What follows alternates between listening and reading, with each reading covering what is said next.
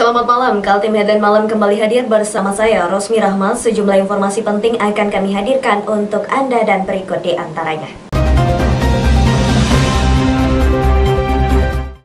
Kita awali Kaltim Headline Malam edisi kali ini. Nasib puluhan pekerja perusahaan PT Pulau Baru Mandiri di Samarinda belum juga ada penyelesaian.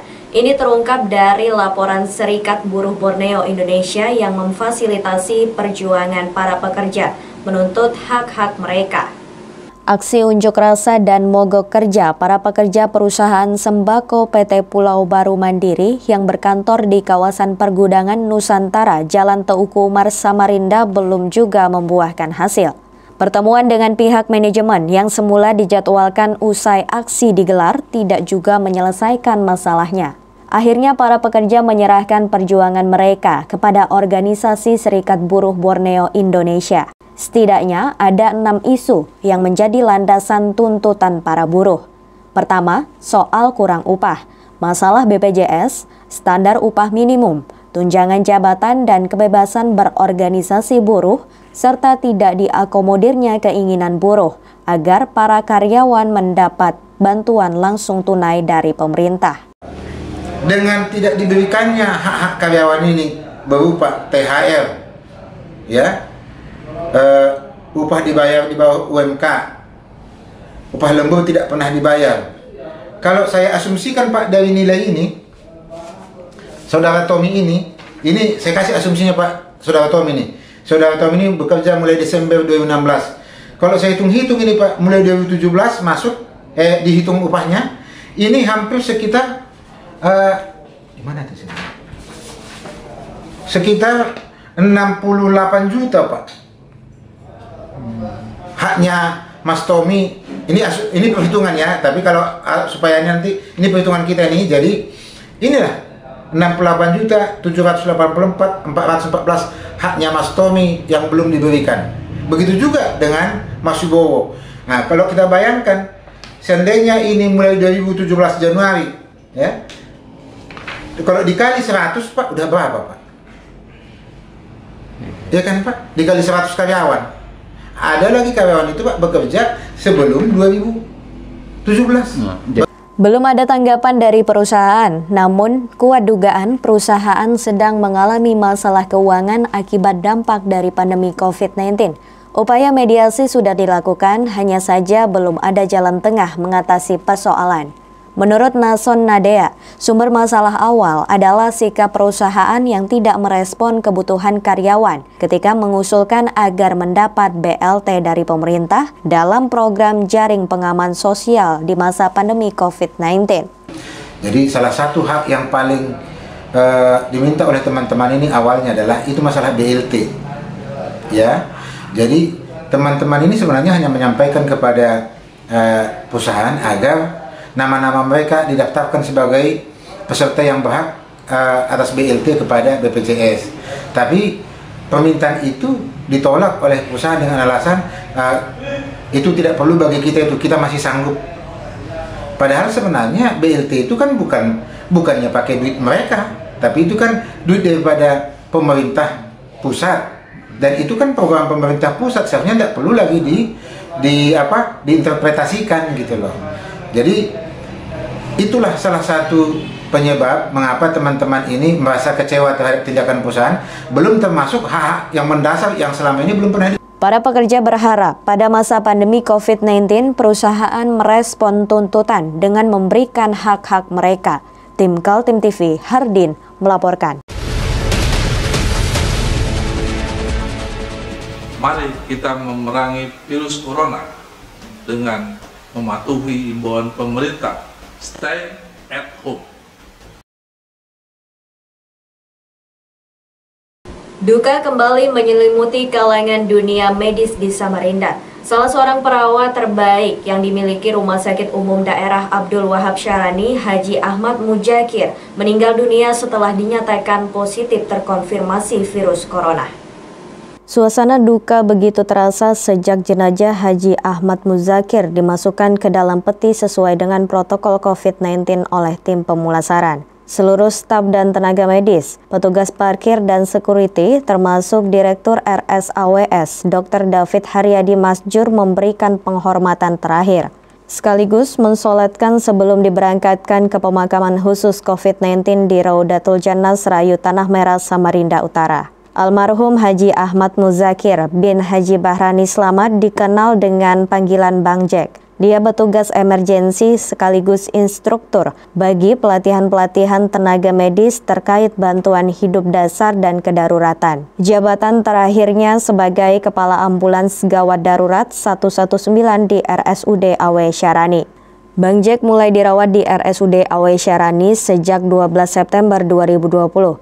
Namun kesehatannya terus menurun dan Kamis 17 September sekitar pukul 15.30 meninggal dunia. Sesuai dengan protokol COVID-19, beberapa jam kemudian jenazah Bang Jack dikebumikan. Pada hari yang sama di Kota Samarinda ada 3 jenazah yang dikuburkan di pemakaman khusus COVID-19 di Serayu Tanah Merah, Samarinda. Ketiganya tercatat sebagai jenazah ke-89, 90, dan 91 yang dikubur sepanjang pandemi COVID-19. Assalamualaikum warahmatullahi wabarakatuh. Selamat malam.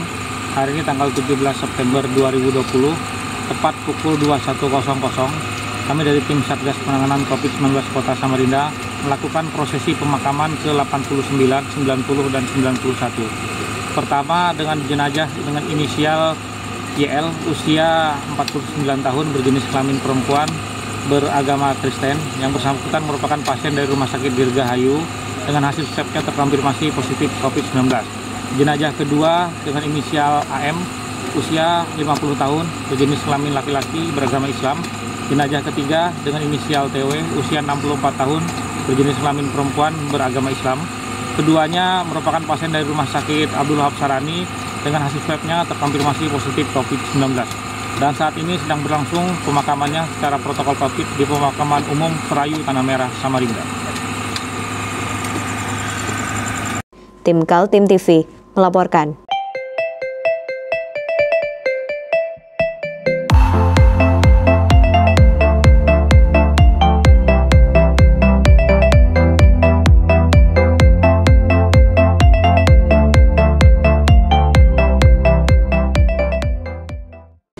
Pemerintah Provinsi Kalimantan Timur mulai bersiap-siap menyusun rancangan anggaran pembangunan dan belanja daerah tahun 2021. Situasi pandemi COVID-19 yang terjadi sepanjang tahun 2020 sangat mempengaruhi kebangkitan ekonomi daerah, sehingga Pemprov Kaltim juga melakukan penyesuaian dari tema yang sudah dirancang sebelumnya.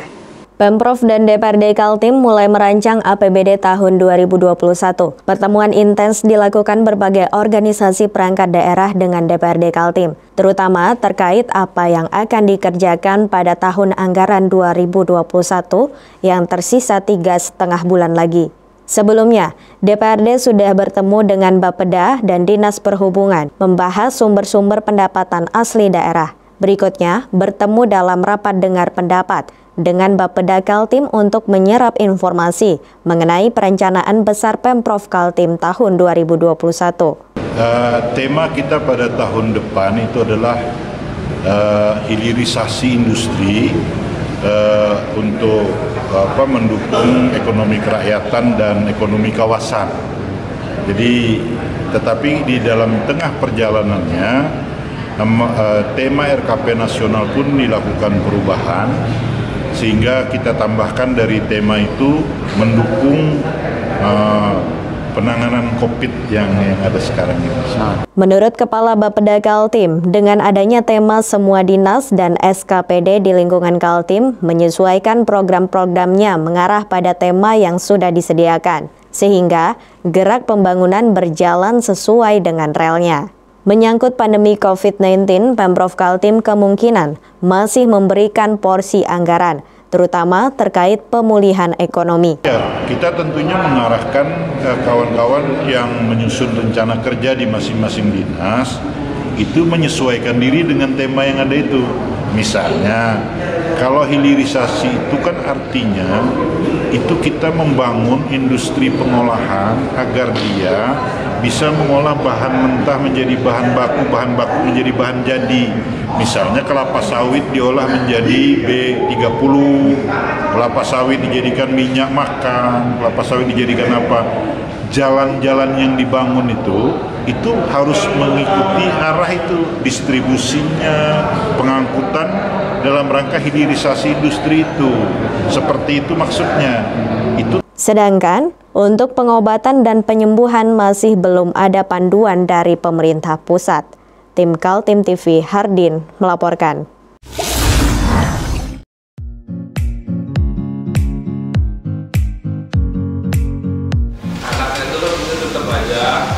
Cara mudah beriklan digital di Kaltim TV.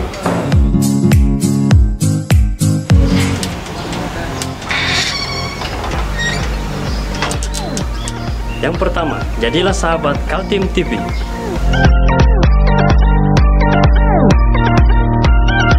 Dengan Rp1.000.000, para sahabat mendapat 20 kali tayang di slot berita kamu.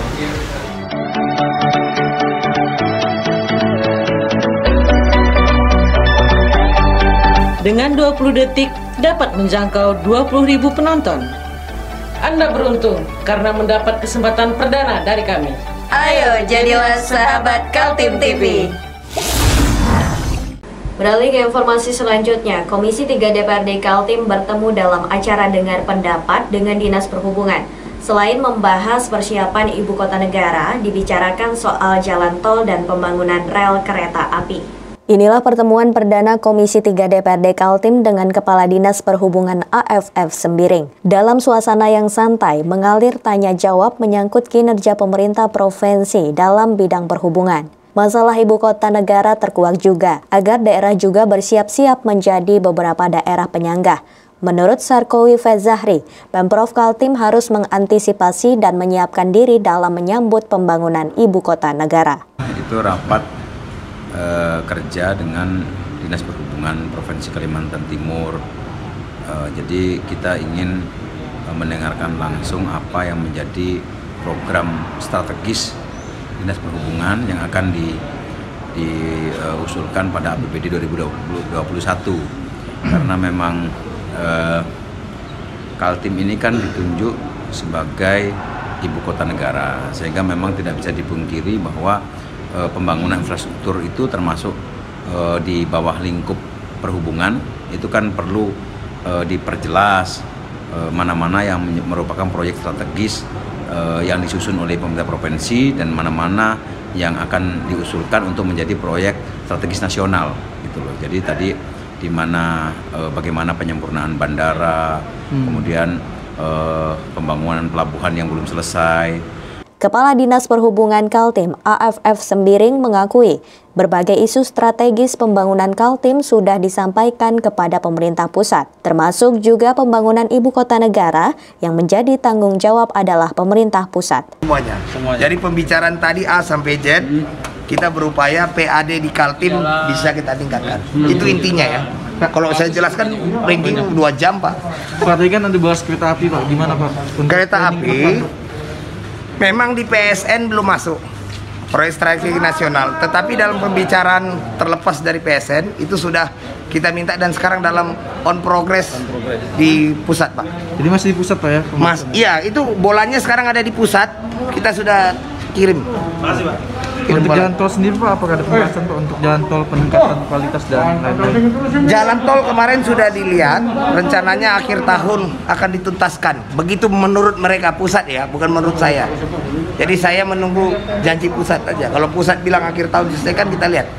Kan itu punya pusat yang kerjakan Pak. Tarif tol juga gitu Pak, termasuk. Kalau tarif tol saya sudah minta, sudah memohon untuk bisa direduksi sampai 50% dikurangi. Itu permintaan saya, tapi mereka akan hitung ulang. Karena itu terkait dengan biaya yang sudah mereka keluarkan, ya. Oke? Siap. Tim Kaltim TV, Heriman melaporkan.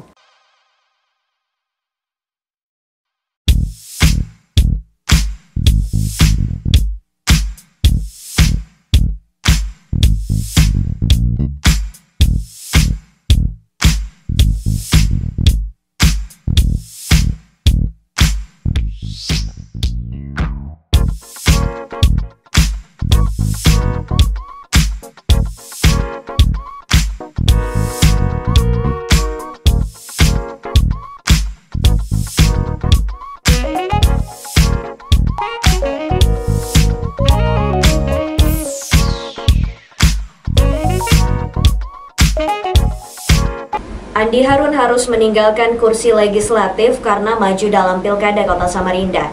Di sela menghangatnya suhu politik di internal Partai Gerindra juga mulai muncul nama pengganti Andi Harun, baik sebagai anggota Dewan maupun Wakil Ketua DPRD Kaltim.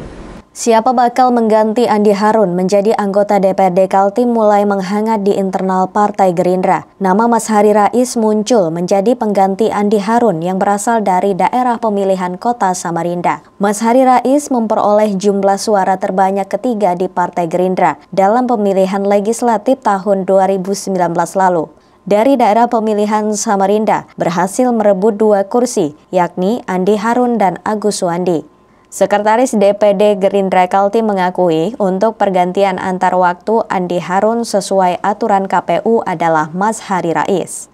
Sementara untuk siapa pengganti Andi Harun sebagai Wakil Ketua DPRD Kaltim masih berproses di internal partainya. Beliau sebagai pimpinan, kita akan putuskan di rapat internal DPD Partai Gerindra.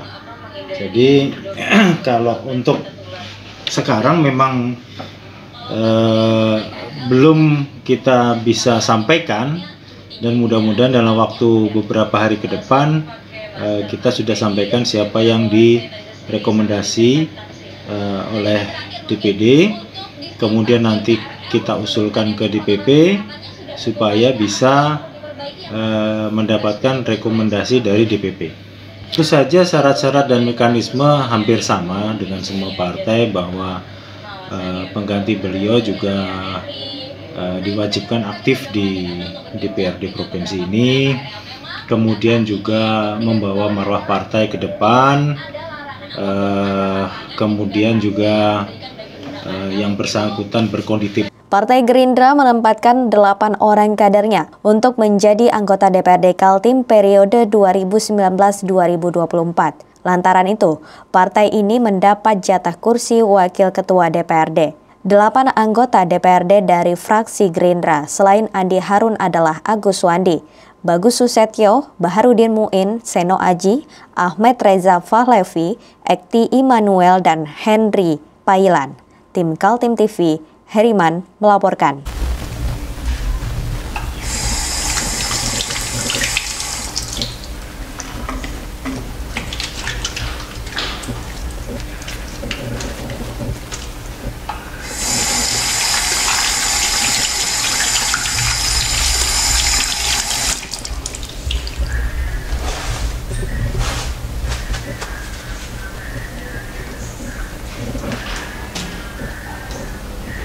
Meskipun di rumah saja, kita tetap selalu menjaga kesehatan, cuci tangan, menggunakan hand sanitizer.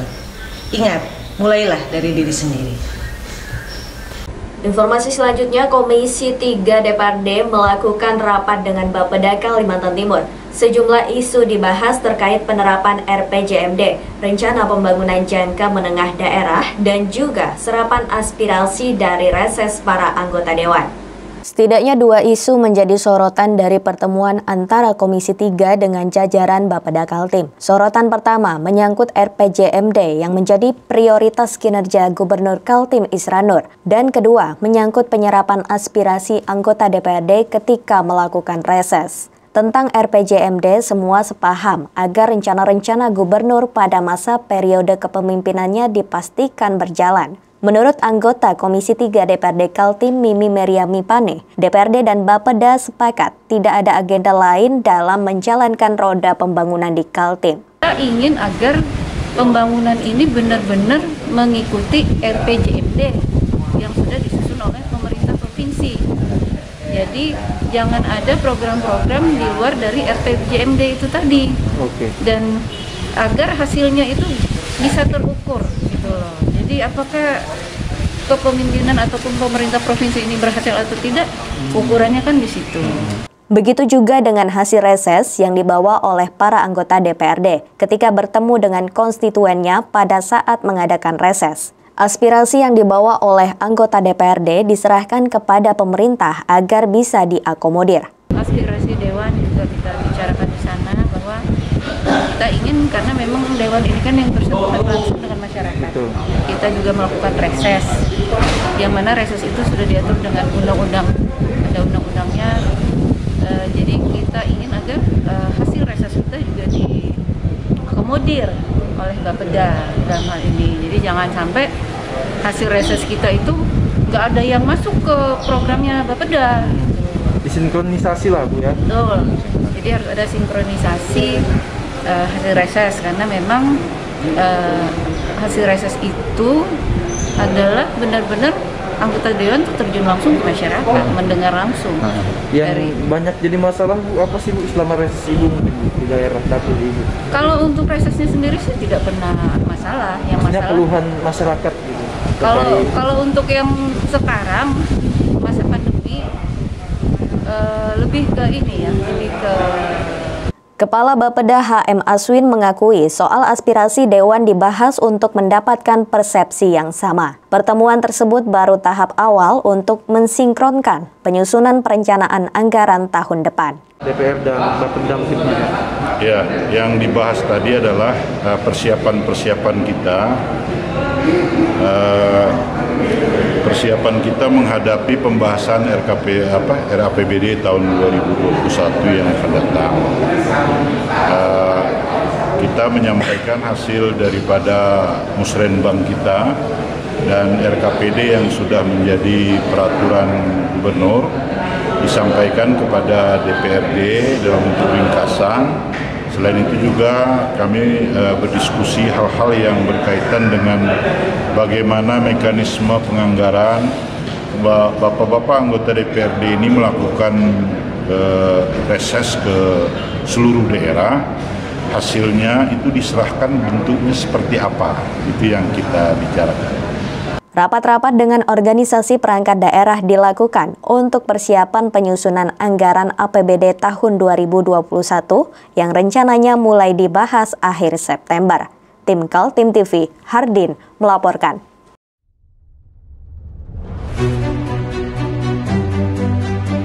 Hari ini kita ada kegiatan untuk membungkus sembako untuk dibagikan ke masyarakat yang membutuhkan karena COVID-19 ini. Semoga kita sukses semua. Amin. Harus kerjasama yang bagus. Pancasila! Amin. Pancasila! Amin. Pancasila! Amin. Merdeka! Merdeka!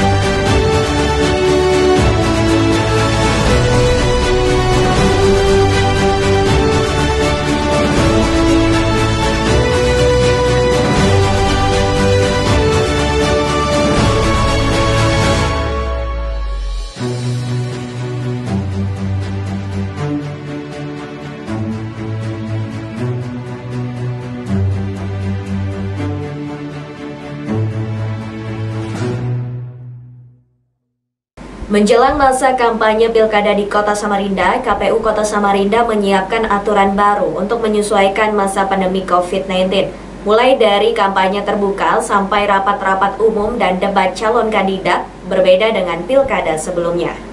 Komisi Pemilihan Umum terus disoroti, terutama pelaksanaan tahapan Pilkada di masa pandemi COVID-19 dikhawatirkan menjadi klaster baru penyebaran virus corona.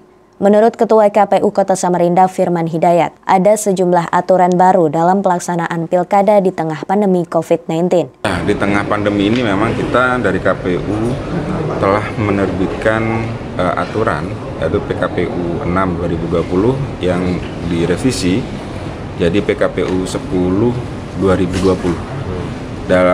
Dalam yang intinya adalah membatasi semua kegiatan untuk melibatkan banyak orang. Perbedaannya pada mungkin pilkada sebelumnya kita bebas mengerahkan orang, mengerahkan massa pada satu titik. Tapi untuk masa saat ini, apalagi Samarinda tadi diungkapkan oleh tim gugas COVID bukan hanya merah tapi sudah merah tua. Rapat-rapat umum para kandidat juga dibatasi. Begitu juga mengenai debat kandidat yang dibatasi jumlah para pendukungnya. Dari seluruh peserta pilkada, acara debat kandidat hanya boleh diikuti 50 orang di dalam ruangan. Upaya pembatasan itu sebagai upaya menjaga tidak terjadinya penularan virus corona. Untuk PKPU 6 dan PKPU 10 itu membatasi orang. Misalnya untuk rapat umum yang sebelumnya bisa mencapai 2.000, sekarang dibatasi hanya 100. Begitu juga pertemuan rapat-rapat tertutup yang sebelumnya bisa sampai 1.000, sekarang dibatasi hanya 50. Begitu juga dengan debat kandidat nanti. Debat kandidat dari paslon itu hanya bisa dilakukan di ruang tertutup dan pesertanya maksimal 50 orang untuk semua kandidat dan tim kampanyenya. Jadi memang benar-benar sangat dibatasi. Di Kota Samarinda diikuti 3 calon pasangan yang telah mendaftar di KPU. Mereka adalah pasangan Andi Harun dengan Rusmadi Wongso, pasangan Zairin Zain dengan Sarwono, dan pasangan Muhammad Barkati dengan Darlis Patalongi. Tim Kaltim TV, Hardin melaporkan.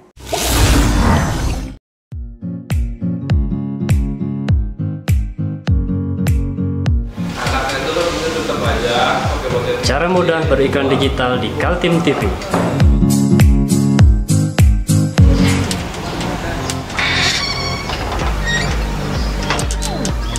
Yang pertama, jadilah sahabat Kaltim TV.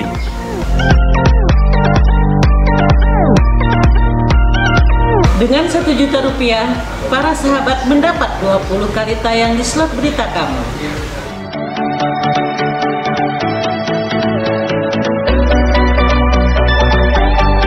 Dengan 20 detik, dapat menjangkau 20.000 penonton. Anda beruntung karena mendapat kesempatan perdana dari kami. Ayo jadilah sahabat Kaltim TV. Demikian Kaltim Headline Malam edisi kali ini. Informasi lainnya dapat Anda simak melalui situs website kami www.kaltim.tv, channel YouTube dan fanpage Facebook Kaltim TV. Untuk bisa mencegah penularan COVID-19, terapkan physical distancing. Selalu menjaga kebersihan tangan dan gunakan masker yang tepat. Saya Rusmi Rahma, pamit undur diri. Selamat malam dan sampai jumpa.